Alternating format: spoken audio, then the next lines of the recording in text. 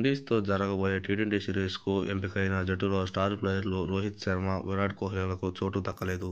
ఈ ఇద్దరు కీలక ఆటగాళ్లను వరుసగా 4వ టీ20 సిరీస్‌కు పక్కన పెట్టింది బీసీసీఐ.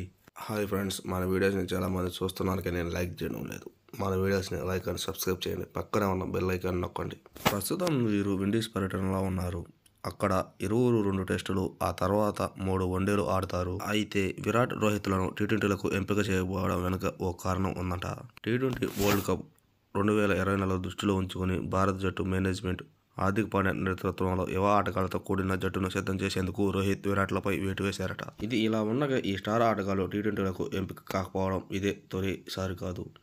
టీ20 ప్రపంచ కప్ 2022 నుంచి ఇది వరుసగా 4వ సిరీస్కు వారు దూరమయ్యారు. గత ఏడాది న్యూజిలాండ్ టూర్లో కూడా రోహిత్, విరాట్లను టీ20 జట్టు నుంచి తప్పించారు.